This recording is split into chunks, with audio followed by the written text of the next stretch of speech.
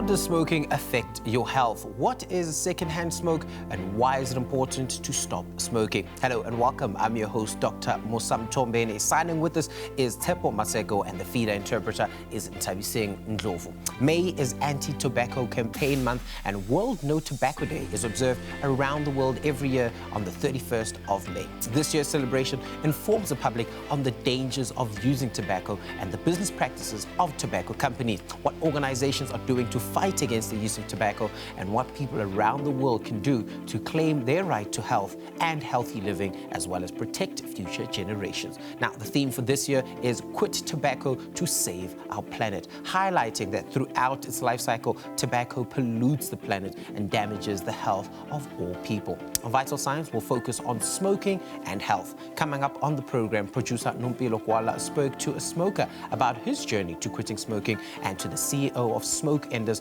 on how to take steps to quit smoking. We'll speak to Emeritus Professor of Critical Care and Pulmonology at the University of the Witwatersrand about the health implications of smoking. We'll then speak to the National Manager of Health Campaigns, Promotion from the Cancer Association of South Africa about what they're doing in terms of awareness about smoking. And lastly, we'll speak to the Deputy Director of the National Council Against Smoking about what they're doing to fight against the use of tobacco.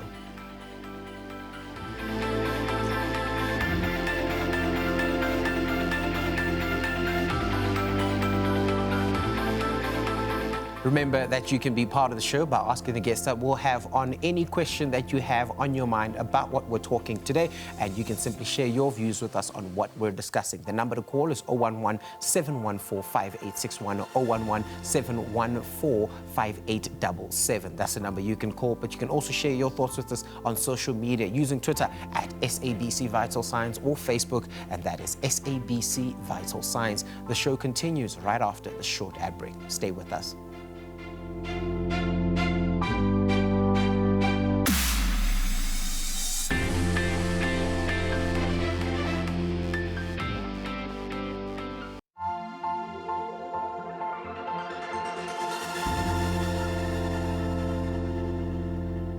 Welcome back to Vital Signs. Now, tobacco use is the most preventable cause of death globally. It's currently responsible for killing one person every 6 seconds worldwide. Now, cigarettes contain more than 4,000 dangerous chemicals, including nicotine, which is an extremely addictive substance present in all tobacco products. Now, Oeng Andaba shares his story with us about his journey to quitting smoking. SABC took to the streets to go find out about the youth's attitude towards smoking and their health. Smoking is bad. Smoking is bad because in the long run, you can get like lung diseases, you know. So it's the side effect of smoking outweighs like just the fun of it. My attitude based on smoking is not bad because smoking, it's been there for a while and people are smoking all over the world. So I can't say it's a bad thing. If it was a bad thing, it should be written from the laws. The sale of tobacco products is prohibited to persons under the age of 18. However, in South Africa, the average age of tobacco usage is between 14 to 15 years old. I was 18 years old. I had just started drinking coincidentally at that time. So my peers offered me a cigarette and I didn't want to seem uncool, so I took one and I smoked it. On a normal day, I'd have maybe 3 to 5, depending on maybe who I'm around or if I'm alone. If I'm alone, I'd have maybe 3, but if I'm around people, maybe I have like 5. Friendships during adolescence play a significant role in the initiation and maintenance of tobacco use. Wenga says he started smoking because of peer pressure. They weren't really happy. I don't think your family would be very happy if they found out you were smoking. And my mother especially, she wasn't really fond of it. She'd always tell me, look, you should stop smoking because it's bad for you. And for obvious reasons, she was right. Tobacco smoking is responsible for over 2/3 of lung cancer deaths globally. The decision to quit smoking is not an easy one. Tobacco and cigarettes are highly addictive. Cigarettes, you can get them pretty much anywhere at any point in time. Whether you want to get a packet or a loose, you could go out the door, out your gate, and you would find a bodega or someone selling in the street, or even any supermarket. You can find them anywhere. So it's kind of hard. They're easily accessible.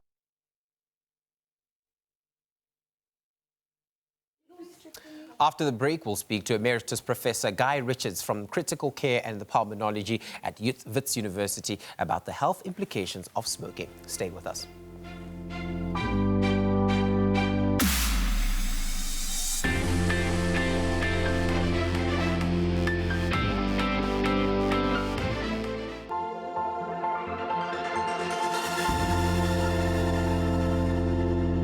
Welcome back to Vital Science. I'm Dr. Mosam Tombeni, and today, Sukruma Ngukbema, smoking and all the problems that come with it. Now, globally, studies have shown that higher smoking rates have been seen amongst lower socio-economic groups, and South Africa is no exception. Nicotine is the third most addictive of these substances, and the Smoke Enders program is a 6-week quitting program that takes place through the process and, of course, puts you through the process of stopping smoking. We spoke to the CEO of Smoke Enders, Wendy Gidlow. I run an organisation called Smoke Enders, and our goal is to help people to stop smoking cigarettes or vaping, any kind of nicotine addiction, in order to improve their life and their health. Many smokers think vaping or hookah pipes are less harmful. However, it has many of the same health risks as cigarette smoking. Vaping is not, in fact, better than smoking tobacco. It still contains nicotine. All electronic cigarettes contain nicotine, although they possibly don't contain tobacco, and nicotine is what is dangerous and addictive. In addition, vaping products have flavorings, and the flavorings themselves are incredibly unhealthy. Most people start smoking in their youth, but don't really become addicted or realize that they're addicted until they're in their mid or late 20s. But kids are starting smoking and vaping as young as 12. It is a really difficult situation for parents to handle when their children start smoking. Mostly because the children are actually doing it as a rebellion. But I would suggest to parents that right from when their kids are really young, they educate their kids. Secondhand smoke exposure at home or in the workplace also increases risk of health implications. It is extremely dangerous for children because it can cause respiratory diseases. I do agree with the rules that ban smoking in public areas because they make it a healthier environment for people who aren't smoking and for children especially. So children can actually become addicted to nicotine via secondhand smoke. So that by the time they start smoking, they're actually already addicted. And that is one of the reasons why people start smoking. The Smoke Enders program tackles tobacco addiction by addressing the addiction and the psychological aspects of smoking. On the program, there are a few important things we do to help people stop smoking. The first one is we address the addiction. Nicotine is highly, highly addictive. And we wean our clients off of the nicotine addiction over a 4-week period so that by the time they stop smoking, they're no longer addicted. So they don't have any uncomfortable withdrawal symptoms or sudden detoxing. Another one of the aspects we address on the course is the habit of smoking. And we believe that habit is about 80% of the problem of smoking. After joining the Smokers End program, Wendy has been a non-smoker for 28 years. So I used to be a very heavy addicted smoker. I loved smoking. I did not want to stop smoking, and I started smoking in the late 80s and early 90s when everybody could smoke everywhere, and so we literally did. We chain smoked. Anyway, it got to that stage of my life where I wanted to have a baby, and for various medical reasons I wasn't able to have a baby if I continued to smoke. So I loved smoking, but I really wanted to have a baby. So I went along to a Smoke Enders meeting and listened to what they had to say. And I thought, well, you know what, I'll give it a fair chance. And I listened to what they had to say. I signed up and I did everything they told me to do for the next 6 weeks. And I stopped smoking. I'm still a happy non-smoker 28 years later. In South Africa, there are approximately 7 million people aged 15 and older currently smoking. Now, South African smokers smoke approximately 27 billion cigarettes per year. Now, smoking can cause many health implications such as cancers, heart disease, stroke, lung disease, diabetes, and chronic obstructive pulmonary disease. And joining us is Emeritus Professor Guy Richards of Critical Care and Pulmonology at Wits University. Good day, Prof. Thank you so much for joining us today to speak on such an important topic. A pleasure. Good. So let's start off with the basics. A lot of people that smoke love to say, but I mean, we're all going to die anyway. But why is smoking such a bad thing? Well, unfortunately, it does cause significant harm, and you've mentioned many of the harms already. In fact, about 50% of people who smoke will die from the habit from one reason or another. But it's an insidious, slow process. It's not like getting COVID and dying over a short period of time, like about a week or thereabouts. It causes chronic illnesses, and those chronic illnesses are related to lung disease. There are more than 10 cancers that it is associated with. And perhaps also extremely worrying is the presence of stroke and also blood vessel disease in terms of one's limbs. And we frequently see patients at the hospital having to have amputations because of the fact that their blood vessels have been so damaged. And people do say, as you say, oh, well, I'm going to die at some stage, and if I die, I die.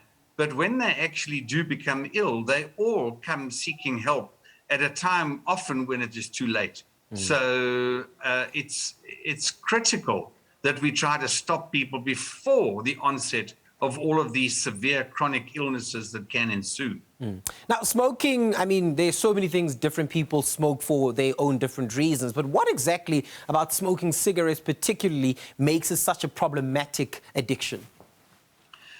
Well, because of the fact that the addiction is so strong. The previous lady said that 80% was habit. In fact, it really is more the addiction that keeps people smoking, because it is as addictive as a drug such as heroin. It causes release of a neurotransmitter in the brain, dopamine, which gives you a high and gives you a pleasure sensation. And that you become addicted to. And once you try and withdraw, the symptoms of craving are actually overwhelming. They make it extremely difficult to stop smoking just because of the extent of the craving that actually occurs. You get tremors, you get hunger craving, you get even a decrease in IQ for a period of time. Your brain becomes dependent on the tobacco in the circulation at any one time. You often will gain weight initially because you try to satisfy the craving with other factors as well. And it's a really nasty process to have to go through. Now, we speak to this idea of toxins within cigarette smoking, and I think smoking vape and hubbly and all those sorts of things, of the high number of toxins that we find in all these modalities people use to smoke. But what happens to the body, apart from the addiction centers being activated and all of that? What actually happens when you do smoke a cigarette that has all these toxins? So as you mentioned already, when you smoke, you inhale more than 4,000 chemicals, 250 of which are known to be harmful. The initial impact is the accumulation of your body's defense mechanism cells, the white cells in the lung. Those white cells then damage the lung tissue itself when they are trying to eradicate the noxious particles that are actually found in the cigarette smoke itself. So that then damages the lungs directly. You also get movement from the lungs into the bloodstream of these noxious particles, which then damage the lining of the blood vessels. And when you damage the lining of the blood vessels, that enhances the process of thickening of the arteries, what we call atheroma. So thickening of the blood vessels, which then increases your potential for heart disease, stroke, and also blood vessel disease in your lower limbs, etc. One of the other factors is that the white cells that are mobilized to defend you against the toxins also are able to alter your DNA. And when they alter your DNA, they increase the potential for cancer. And those cancers include lung, which is the one we know 80% of lung cancers are due to cigarette smoking, but also your throat, your tongue, your food pipe, your esophagus, in other words, your pancreas, your stomach, your ovaries, etc. There are another important one, of course, is bladder. I must mention that one as well. All of which are related to the inflammation that occurs at the site of deposition of these particles, which then damages your DNA and increases the potential for cancer. Now, addiction is a stepwise process, I guess. I mean, you don't smoke one cigarette one day, one time, and then you're addicted for life, where people then come in terms of intervention and then decide that they want to stop smoking. If you stop early whilst you started, let's say 5 years ago, however long it might have been, do you still find yourself at an increased risk of getting those cancers and getting those health issues later on in life? Or does stopping really contribute to making you better? Well, first of all, we must recognize that there is a genetic predisposition towards the addiction. So not everybody has as strong an addiction as everybody else. Having said that, it is highly addictive. And in fact, people can become addicted after as little as one cigarette smoked. Not one cigarette, one packet of cigarettes smoked. And although it normally takes a little bit more, it doesn't require an enormous amount to become addicted as well. Once you stop smoking, regardless of how long you have been smoking, you start to improve with regard to the potential for all of these diseases that we are talking about. So that after about 8 to 10 years, your cancer risk will decrease to similar to that of a non-smoker, but it takes quite some time before that actually occurs. Lung disease, which has occurred already, is really irreversible, but the rate of decline of your lung disease will actually slow. And in addition to that, you will slow the development of blood vessel disease within a fairly rapid period of time. So it is critical that you actually do stop early before the onset of irreparable damage. Although even at that point, stopping smoking delays the rate at which you continue to decline. Now, a lot of people have found it difficult to quit smoking due to a number of other issues. Does psychology play a big role in the maintenance of addictions such as smoking, which then find themselves spilling over into becoming these physical addictions? Yeah, well, I think that the primary problem, as I mentioned before, is in fact the physical addiction. There's no doubt that there is a psychological element. People like the actual ritual of taking out a cigarette and tapping it on the box and then lighting it and taking your first inhalation. That then gives you the release of that dopamine to which you become addicted as well. But there are sort of habit and psychological gratifications that actually occur as well when you smoke, and they can add to the difficulty of giving up smoking as well. Let's speak to the idea of secondhand smoke. I think a lot of the time, you know, I think back in the day, and I guess with policies and things coming into play, it's gotten better, but people just light up anywhere and continue with their day as they wish, and there's this idea of secondhand smoke. So why is secondhand smoking such a bad thing? Yeah, you're not actually old enough, I'm sure, to remember the days when in the movies you would go and sit and you would all smoke in the movies and you would see the smoke spiraling up through the projector light as it goes up. It really was terrible, and also on airplanes and so on as well. So stopping of smoking in public spaces is really a major step forward, because the harm of side stream smoke is significant. Not only is it unpleasant, the smell is unpleasant, and it can irritate people profoundly. But in addition to that, it can increase the incidence of lung disease and of cancers and vascular disease by up to 30%. So there is definite harm that occurs in people who are smoking as well. We performed an experiment some years ago now in which we sat in a room with 5 cigarette smokers. We measured the levels of smoke in the environment, and it was approximately the same as you would find in a bar or a pub where people would be smoking communally in that area.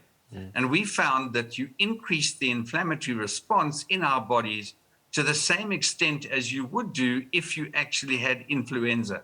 So you feel actually profoundly ill after you've been exposed to cigarette smoking because of the inflammation that acutely occurs in your body, let alone the long-term exposure that can lead to all of those harms that I mentioned before.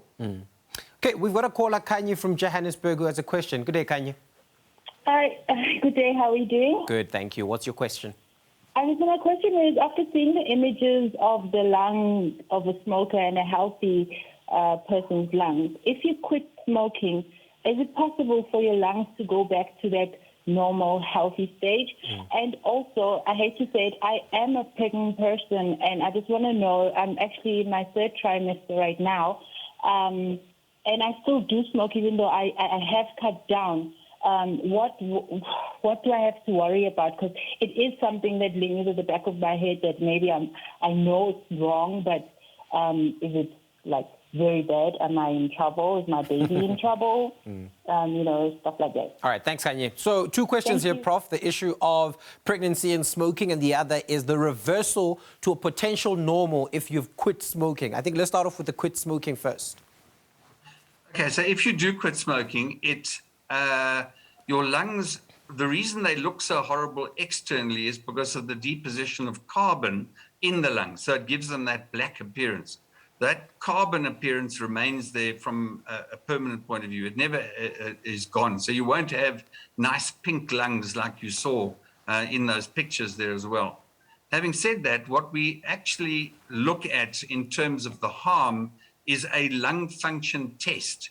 And the lung function test gives us an indication of the severity of the injury of the lungs. You cannot assess the severity by looking at the color of the lungs. Looking at the lung function is the most critical aspect there.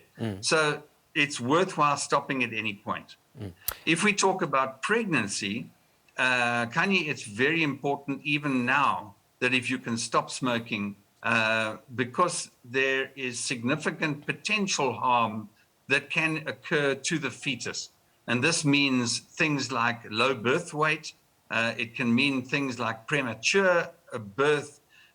It can lead to abnormality of the infant's lungs as well. It increases the incidence of allergies, etc. We had a study that we performed in Sasolburg where we were looking at the effect of pollution. We were looking to see whether, in fact, we could measure the harm of people who were exposed to pollution in an area where there was significant pollution at the time. And we didn't find anything at all, not because it didn't cause harm, but because of the fact that our techniques were not as sensitive as we would have wished. So what we did find, however, was that 20% of the kids in the group did have increased respiratory tract infections. They had increased allergies. They had more frequent admission to hospital. They had more asthma, etc. And what did we find? They were the kids that had smoking mothers. So most important is that you stop smoking now to stop harm before birth, and then also the harm that occurs after birth because of exposure of these delicate creatures of the babies to the cigarette smoke from the smoking mother. Well, thank you for answering those 2 questions, Prof. And I think that's how we wrap up our discussion. Thank you for highlighting why it's so important to stop smoking, but importantly as well, what smoking does to your body. That, of course, was the Emeritus Professor of Critical Care and Pulmonology at Wits University, Prof. Guy Richards. After the break, we'll speak to Lorraine Gavin from who's the National Manager of Health Promotion from the Cancer Association of South Africa, about what they're doing in terms of awareness about smoking. Remember, you can be part of the show by asking the guests that more have on the questions that you have on your mind. Simply share your view with us on what we're discussing. Like Kanye did, give us a call, 011-714-5861 or 011-714-5877. Stay with us.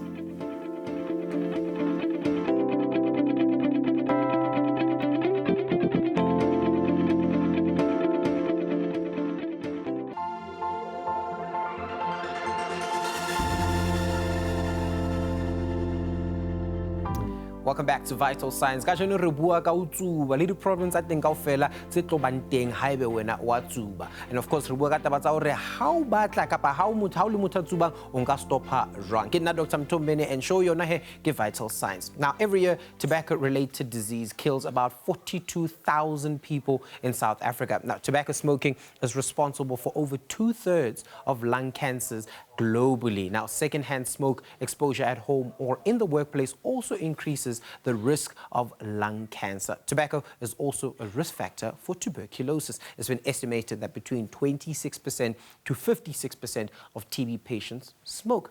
Joining us to speak about all of this is Lorraine Gavin, the National Manager of Health Promotion from the Cancer Association of South Africa. Good day, Ms. Gavin. Thank you so much for joining us.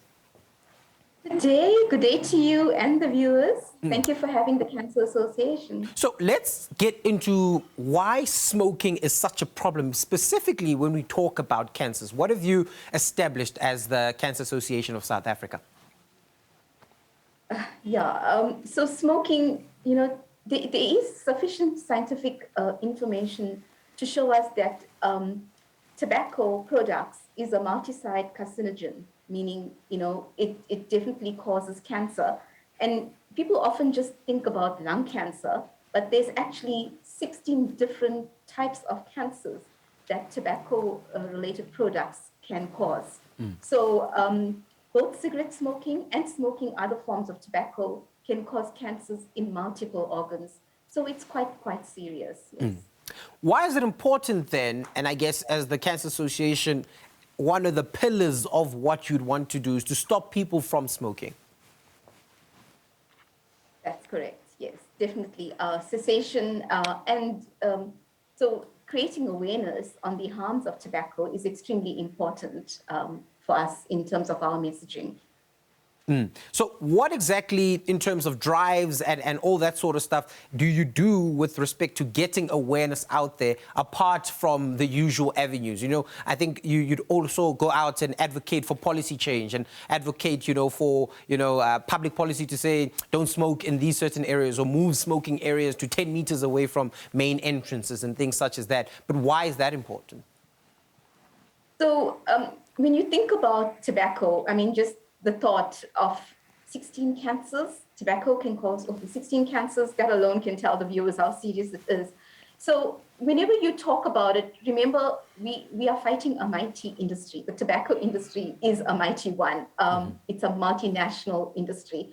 So we therefore need to make sure that we are investing in tobacco-related research. Because when you talk about things, people want to know what's the evidence. How can you prove it? You often hear Musa people say, but you know what, she's been smoking or he's been smoking, nothing's happened and he's fine. But you know what, you never know when it's going to hit you. So cancer focuses also on research, and a lot of our research is around behavior, because one has to understand the human mind and why people are smoking. And we must also remember that nicotine is an addictive substance. So trying to understand behaviors are important, and investing in research is also important. You also touched on something else, which is policy. So, working alone as the Cancer Association is not sufficient. We need to have a unified voice. So we work with other organizations like the National Council Against Smoking, the Heart and Stroke Foundation, the South African Medical Research Council, and also international role players to ensure that there's sufficient policy in our country. And why do we need policy? Remember, 20% of our population smoke. 80% need to be protected from the harms of tobacco products.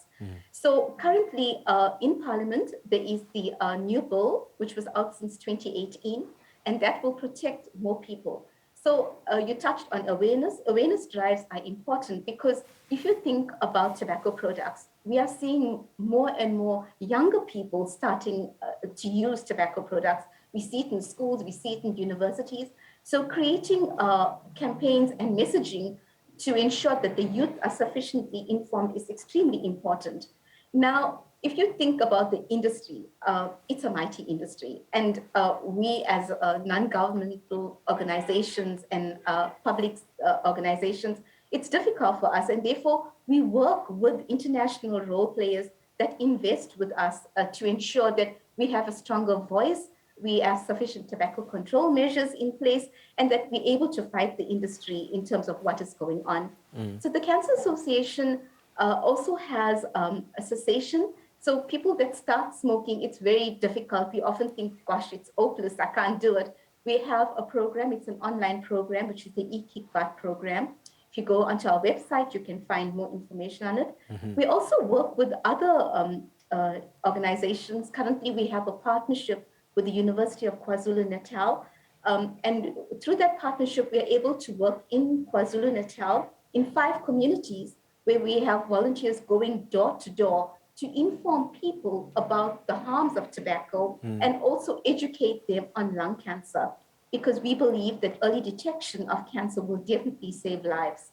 So if you think about tobacco legislation, Musa, I'm not sure if you've seen it, the 80% that need protection, they obviously often find that, there's non-compliance to the legislation, and they want to know what else can we do? How can we complain? Who can we go to? They often don't have a voice. And the Cancer Association, people go through to our website and write to us about complaints for non-compliance. And we work with the Department of Environmental Health, who go out and do inspections to ensure people are protected. We also have cancer care homes that offer a lodging facility for people who are going for chemo or radiotherapy. So it's just not only, it includes people that are affected by tobacco-related cancers. And, I'm a registered nurse by profession, and I see firsthand the harmful effects of tobacco on people. I see people, the pain and suffering that they go through once they've been diagnosed with cancer. And if we can prevent it, let's go out there and do something about it. And if you are smoking, you can do it, you can stop. If you are smoking, you can stop. An important thing that you highlight that falls within your 3 pillars that are research, educate, and support. But a big group of people, and it stands to what you've said, this idea of preventing, or you're not even starting to smoke, lives in addressing young people and their attitudes towards smoking. So I think back in the day, when someone said smoking, all you imagine is a packet of cigarettes, someone's, running away into the park and smoking their cigarettes there as a young person. But I think over the years, things have transformed with the advent of e-cigarettes and hookah pipes and, vaping machines and things such as that. Smoking has taken on a very cool look about themselves that is drawing in young people. So how do you stand against that? Or what's your stance with respect to how, tobacco companies are luring in younger people?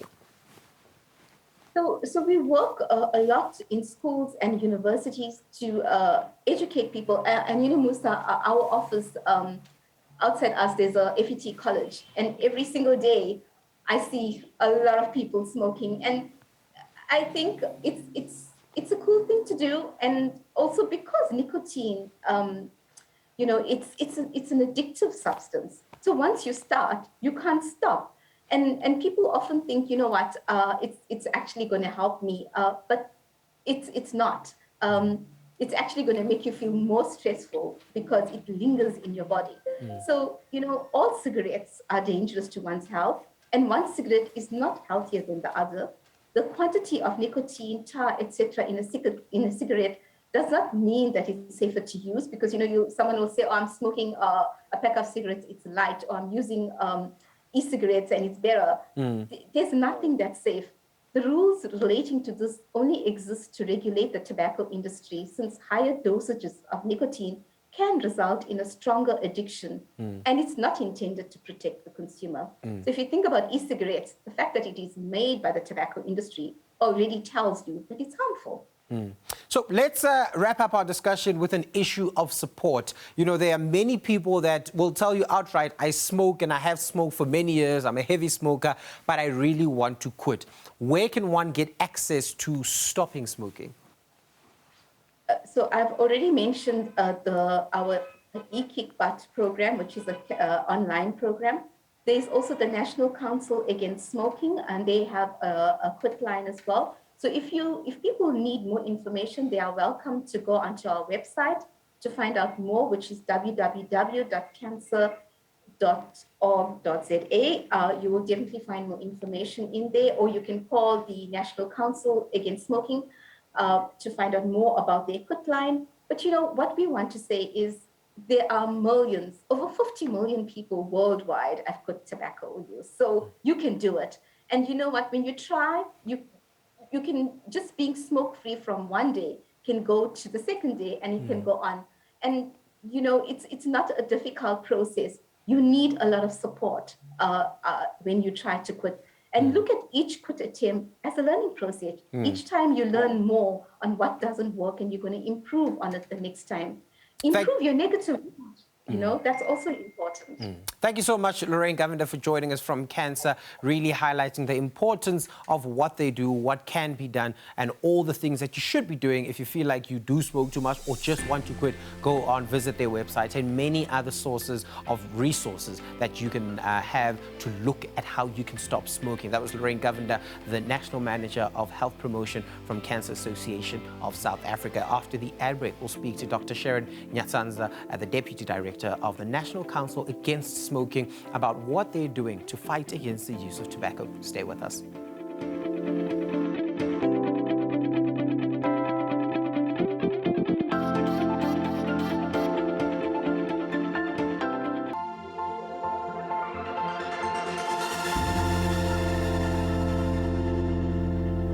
Welcome back. Anti-tobacco and health groups have basically called on government to go and introduce the anticipated control of tobacco products and electronic delivery systems bill. Now, the current smoking law in South Africa bans smoking in public places, but allows for designated smoking areas in certain places. Now, both smoking and passive smoking pose real dangers to your health as well as those around you. Joining us is Dr. Sharon Nyatsanza, the Deputy Director of the National Council Against Smoking. Good morning, and thank you so much for joining us. Morning, Dr. Musa. So let's jump into it. What does the National Council Against Smoking do? What is the main aim? Why do you wake up and go to work every day? Well, so really our work is centered on trying to promote public health by encouraging a tobacco-free society. So everything we do, from supporting taxation for tobacco products, from supporting legislation around tobacco control, and even in helping smokers to quit tobacco, it's all centered around trying to achieve a tobacco-free society. So what do South Africa's laws with respect to smoking currently look like, and what laws, or I guess bills, what's the wording in the new policy you'd like to bring in? Okay, so I'll just touch on maybe three aspects of the current law and speak on what the new law, the new bill that is being proposed, to how it will change the aspects. So the first one, you've already alluded to it. The current law allows smoking areas, for example, in restaurants. So you have the non-smoking areas and the smoking areas.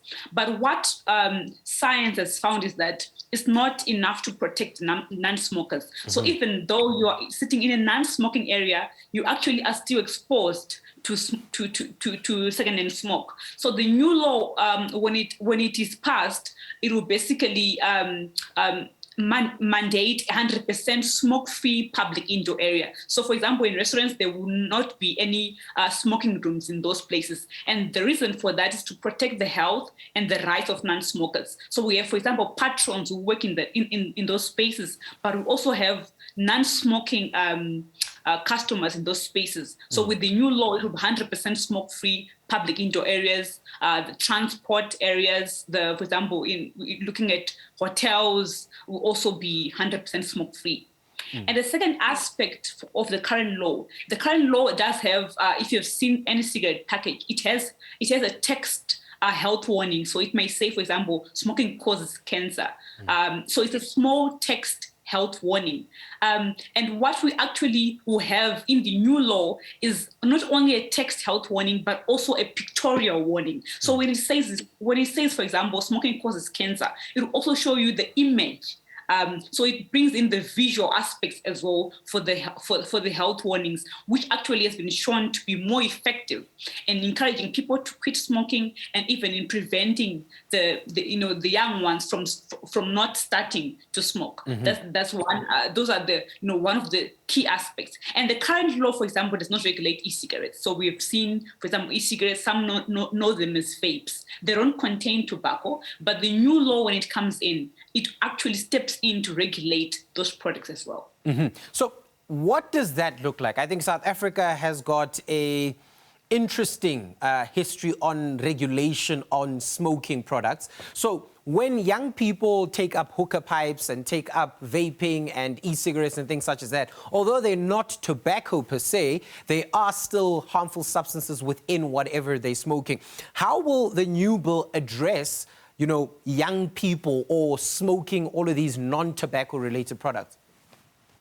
Okay, so for example, we do have hookah pipes, and hookah pipes actually have tobacco, and some people have confused them as not having tobacco in them, but they do. And then the e-cigarettes, for example, the new law, when it comes in, it regulates the marketing of those products, because one of the reasons why we're starting to see these smoking behaviors becoming popular among the youth is because of the marketing around them. So we're talking about the marketing, the packaging, the use of flavors. So when the new law comes in, it's really makes significant progress in trying to regulate how they are marketed, how they are perceived, how they are promoted, or the public image that the industry is trying to build around those products. And obviously, it also then will basically regulate where the products are sold as well. I think when you go to any shopping center now in South Africa, it's hard not to see either IQOS or either any e-cigarette or any device, electronic device system. And the new law actually also regulates where they're sold and how you display them, because how you display them is also part of the marketing. Now, this year's World No Tobacco Day theme lives around the environment. Why is this important, and how does smoking affect the environment? So definitely, many people know about the health harms linked to smoking and tobacco in general, but not many people have become aware of the environmental damage. So what we see is that tobacco, in the entire life cycle of tobacco, from its growing, is linked to environmental damage. So talking about deforestation, we're talking about even when the products come to the market, we're talking about, for example, cigarette butts are the most needed item on earth. So we actually see that tobacco has got devastating impact on the environment as well. So the World No Tobacco Day's theme this year is trying to say, tobacco not only kills us as humans, but it's also doing significant damage to the environment. Earlier on, you spoke to the idea of non-compliance. Now, this, of course, comes from businesses that are non-compliant to what the law currently says and what it could potentially say once the bill is passed. But what does the law say with respect to secondhand smoke for individuals such as children or people that you live with if someone does smoke? Okay, so the current law, for example, around children, what we do see, unfortunately, is that children are the ones who are most affected by secondhand smoke. And the current law, for example, does not allow parents or adults to smoke in a car with someone who's younger than 18. That's the current law. And it also doesn't allow smoking in let's say, a house or any building used for child education. So we're talking right from grade 00, any creche, whether you're babysitting, you're not supposed to be allowed to smoke in a building with a child younger than 18. That's the current law. So the unfortunate thing about the current law is that, for example, it still allows smoking in smoking rooms in restaurants, but even the new law will not touch really on smoking in houses. So as long as it's not a common space. What it tries to do, for example, is I think we've seen the shared building systems now that we have. So for example, in clubhouses, in an estate, for example, or in a shared building, or let's say stairs, any place that you can call a common area, people are not allowed to smoke in those areas. But of course, secondhand smoke is not really just about complying to the law. It's really about adults and parents in the society understanding that you actually are also harming the person next to you. So we definitely do encourage people to take it further beyond the law. In your houses, in your personal spaces, also try and encourage a smoke-free attitude. In terms of advocacy against people just smoking in general, so I get that, you've got people that have been smoking for years, and the National Council Against Smoking is trying to make smoking as difficult as possible, in inverted commas, where it must feel like a mission if you want to smoke, that you must go to your car, basically, and start smoking there and not in the building that we're in. What does an ideal world look like to you as a National Council Against Smoking with respect to smoking? So our ideal world really is a world where tobacco products, tobacco use, the behavior around it is denormalized. Because what we see is that the industry would try as much as possible to aggressively promote the product and also aggressively promote the behavior. So we see, for example, now with social media, we see influencers, we see artists also using these products, and in a way, they actually are promoting the behavior. So in our ideal world, we see a world where tobacco smoking is denormalized. That's our ideal world. Our ideal world is a world where young people stop using products, because what we see is that the majority start below 18 and some as young as 9, which is very worrying. And at 9 or at 10, they don't really have a choice, they don't really understand. They become hooked and sometimes they become lifelong smokers. So by actually trying to stop them before they start, we are saying we're protecting the child's right to freedom from addiction, and we're basically protecting their future. So that's one of the things that we really would say the ideal world. The ideal world is where people really understand the benefits of a smoke-free society. People really understand the economic costs of smoking. It's not only about the smoker's health, it's about the economy as a whole. I think we've recently, been repeating the fact that, for example, South Africa spends 42 billion rand each and every year in the health-related costs, in the premature deaths, in the lost productivity, while, for example, industry brings in about 13 billion or less. So what we want people, our ideal world is denormalization, but our ideal world is where everyone really starts, moving towards and supporting the tobacco-free society.